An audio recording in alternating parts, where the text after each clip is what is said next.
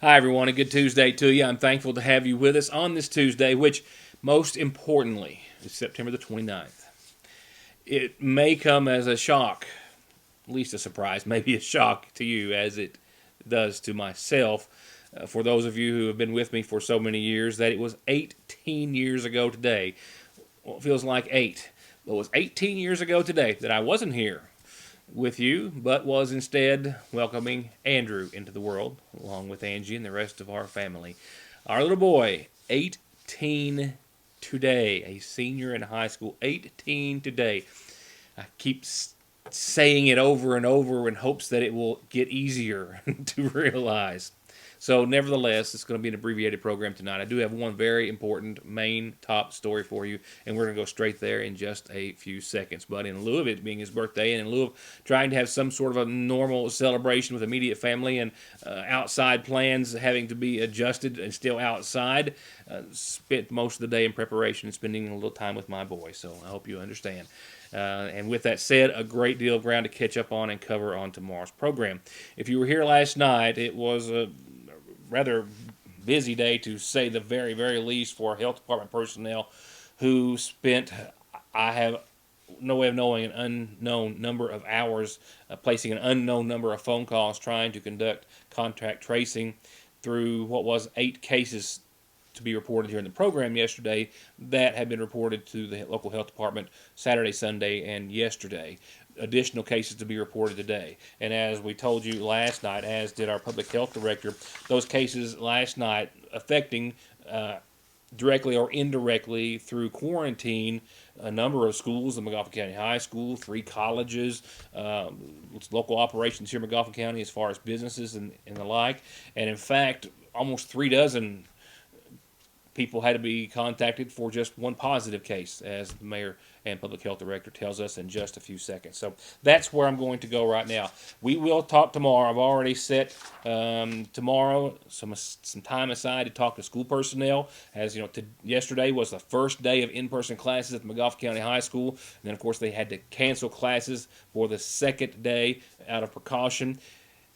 And following that, Pete Shepard tells me that just a few moments ago, he did get some specific guidelines from the state that schools did not have on how to respond, how to proceed when they have a positive case in the classroom, as they did yesterday. After I left you last night, there was another positive case, as was posted on social media by the health department and the school system, that of another student who was in class yesterday in all 6 or 7 classes and tested positive sometime yesterday evening.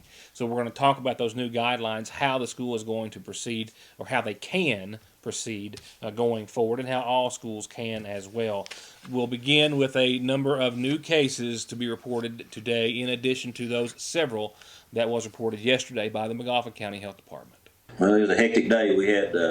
We had 8 over the weekend and 4 yesterday, and involved the school. One of them involved the school, and one of them involved Moorhead State. One of them involved Alice Lloyd. So we had a lot of contact tracing to go on, and had to contact a lot of people. And I think it wound up that on just one case we had to contact 30 people. So it was a hectic day and a long day to get all that done.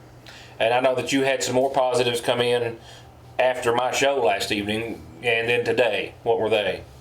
We had another positive come in last night. That was affiliated with the cheerleading squad, and that came in last night. And that resulted in school being called off today at the high school. We had 4 more cases today, but none of them related to that. Well, related to anything else prior? That I can't tell you, because we've been so busy with this other stuff that I haven't really got. The girls have been so busy, I really haven't got to sit down with them and trace everything out. But I don't think it had anything to do with the school today. And as far as I know, I think 2 of the individuals were new individuals with no contacts with anybody else we've had so far. So again, how many today? I'm sorry. We had 4 today. 4 today. And that puts us at 105. Wow. What are the ramifications now in regards to, and I just told everyone in my audience that this is an abbreviated show for a personal reason, and I'll be talking to school officials tomorrow. But what are the plans right now for at least the rest of the week going forward?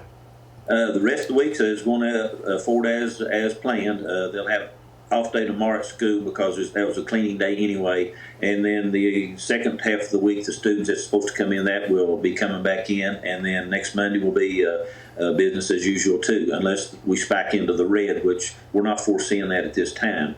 Like I said, our numbers are up, but they've not got us in. We're probably in the orange right now, but we're a ways from the red to spike into that to call off school. But they did call off school today as precautionary. And after we didn't really have a lot of definite guidelines from the state, but today we had a conference or I did have a conference with the Department of Public Health Commissioner, and he laid out guidelines for that type of scenario where we have positives in the school or in the classroom. That was my next question. We were 1 day in to in-class, teaching, and saw this develop, which is still going on. How are we going to be able to function, or how are we supposed to function? What are some of those guidelines that they've set? Okay, the guideline that the Department of Public Health now has put out is if a child is positive in the school system, if they are wearing masks during the day and they are doing the 6-foot distancing, that child or individual will be sent home, but nobody else in the classroom will be quarantined at that time. They will just have to watch for symptoms and make sure that they don't develop symptoms or have any problems. And that's basically, hopefully, to keep school going.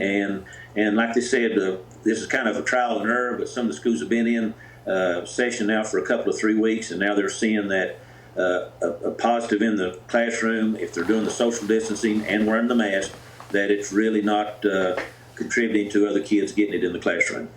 That's what my next statement was. By and large, the last 24 hours has not been school related. It's been brought into the school. Yes, one of the positives yesterday was in the school. Well, one of the positives was a student that that tested positive last night. So that individual was in school all day yesterday, and that was the reason that they called off school today, because the guidelines, some of the school districts are, if you got a positive in the classroom, they're closing the classroom down. Some school systems were closing the school down. And today we finally got clarification on what the Department of Public Health recommends, and they recommend just sending that child home if they're doing the social distancing and having the mask on. But that's actually wearing the mask the entire time the student is at school. Exactly. The only time they'll be allowed to take it off will be at eating lunchtime. Okay. Anything else we need to cover? I know we'll be talking, I'm sure, more later on in the week. Yeah, they come out with a few more guidelines. A lot of it about the type of mask, like the gaiters. They're really finding that they're not as effective as they should be. So we got some new guidelines on that, and also we got some guidelines on the buses, riding the bus.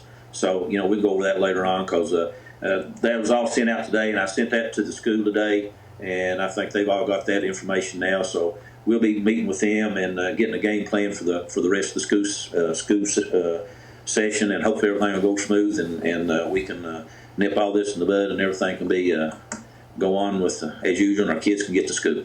Let me just touch on the mask just for a second. Like I said, we will elaborate more, but I know that the gaiters are real popular with everybody, but also popular with a lot of students. I was under the impression that a lot of them are wearing them. So is that new recommendation is that those aren't the best option and shouldn't be worn at schools, or?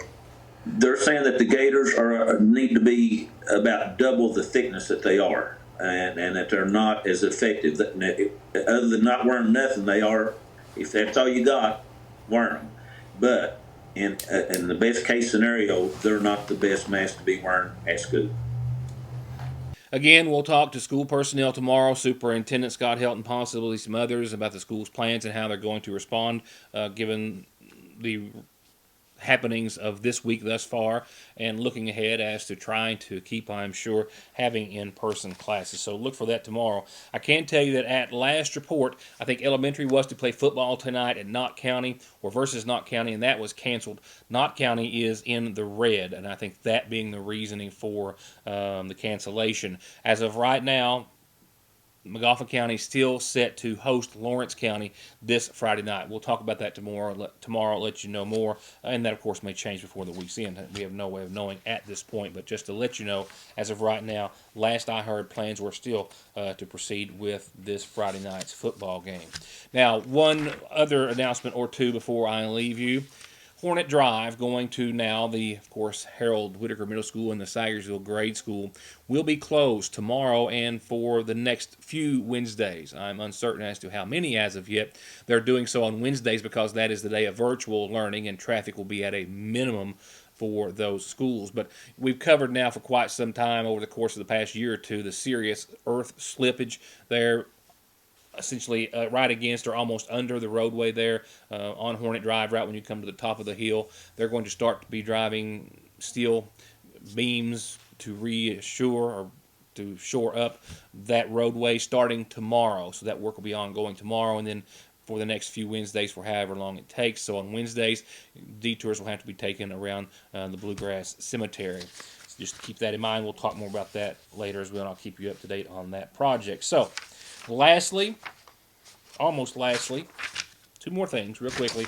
One is your forecast. The showers that had kind of came later in the afternoon are still out there in eastern Kentucky. They are starting to stay just to our south and east, so we may see a mostly dry. I think we will see a mostly dry evening. Nighttime lows tonight are still expected to be close to 45 degrees.